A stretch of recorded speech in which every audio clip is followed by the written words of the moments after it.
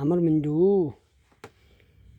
За Монгол ардын хөлөг тоглоомтой бүтээлүүдийн маань нэг болсон энэ 2-5 богцсон уудыг Дорнот аймгийн цэцэрлэгийн багш захиалжээ.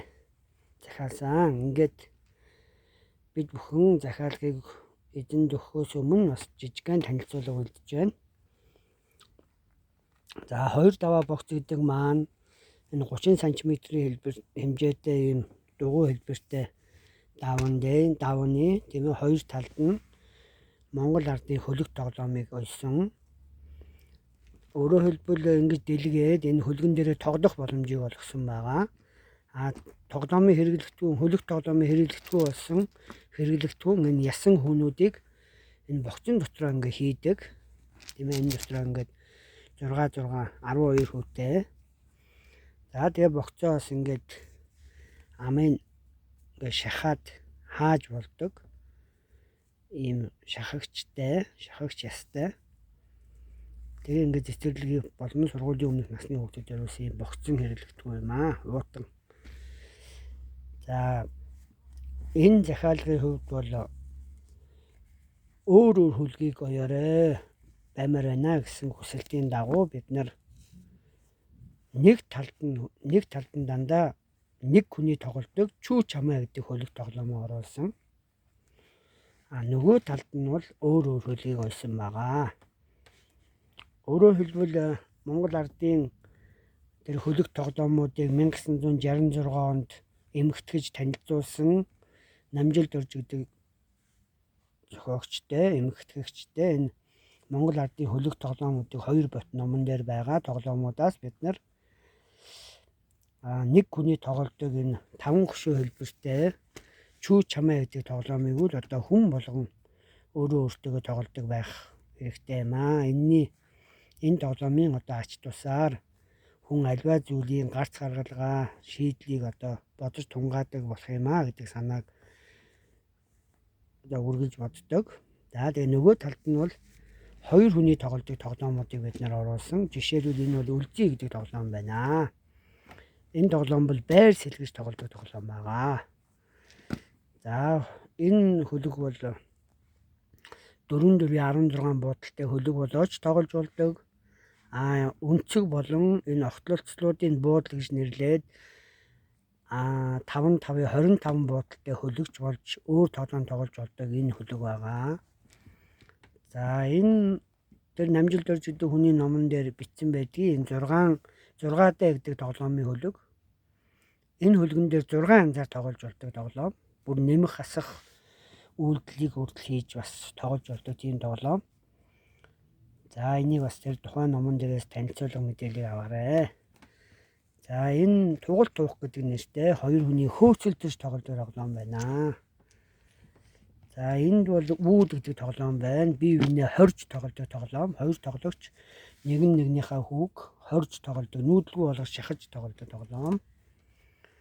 За энэ тэмээн тавг гэдэг нэртэй 2 хүний бас нэг нэгийг хорж тоглодог, шахаж нүүдэлгүй болгодог тоглоом байна.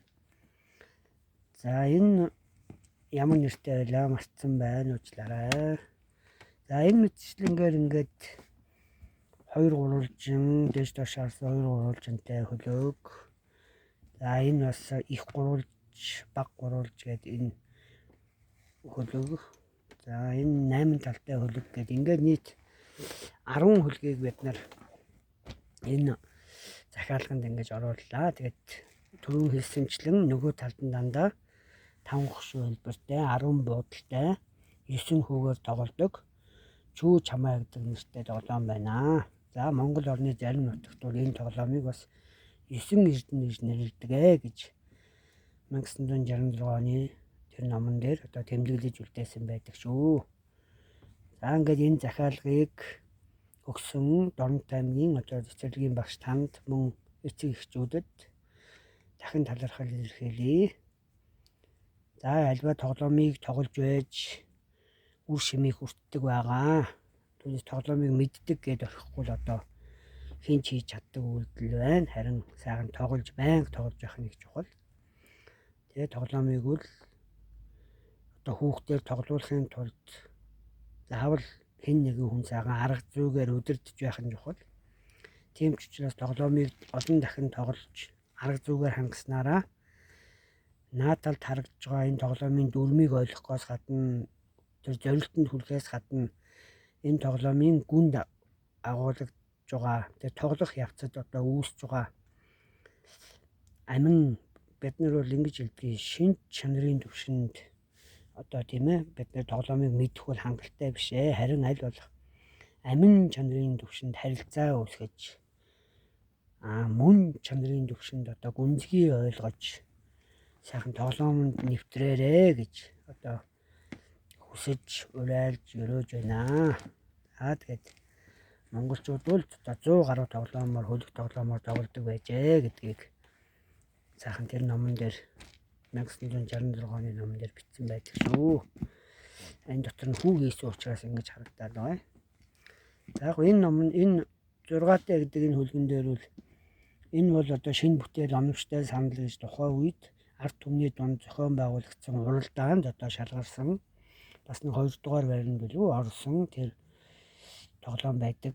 Тим танилцуулга мэдээлэл байдаг. Тэгээд энэ хөлгийг ашиглаад одоо 6 янзын тоглоом тоглож болно. Энэ одоо дөрвөлжин хөлгөн дээр бол одоо 2-3 тоглоом бас тоглож болно гэж үзнэ. За үлзий хөлгөн дээр нэг тоглоом тоглоё. За ингээ баярлаа. Захиасан одоо бүтээл маань эзэндээ сайхан очиж үр дүнгээ хүргэх болтугай.